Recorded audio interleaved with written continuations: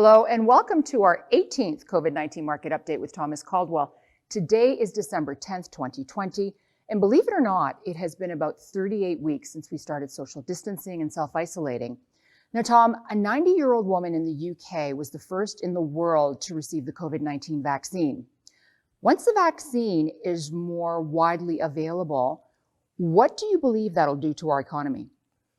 Well, I think it's really good news, clearly, because we can see the end of this scourge, if you will. I think the important thing now is that we can see this glimmer of hope, but also is how long are we going to keep the economy shut down? That's really important because there's some significant damage and pain being done out there now. And I think governments sooner or later have to do the crossover. How many lives are we saving? How many are we actually losing because of the shutdown? So that's the next big decision.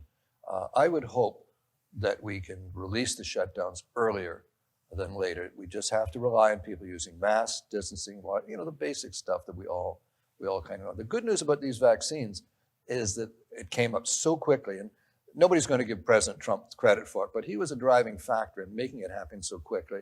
But also, this type of vaccination can be adapted because there's other stuff coming in the future. We don't know how big and how bad, but we're going to be better prepared for it. So there's a lot of good news, near term, longer term as well. But the shutdown is important.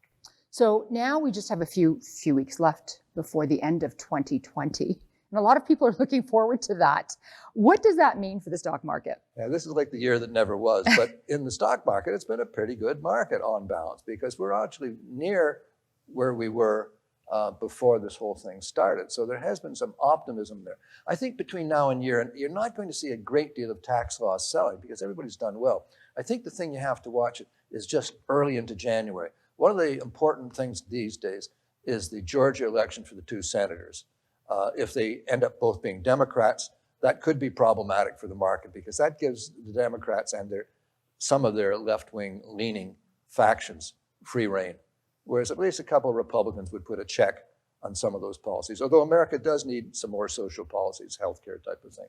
But you might see some gain selling into January because, I'm not going to pay if I sell now, I got to pay taxes in a few months. If I sell in January, I got another year and change. So I think the selling might actually be January with this risk factor in Georgia, coupled with the fact I delay my taxes. So I think we'll be all right between here and year end.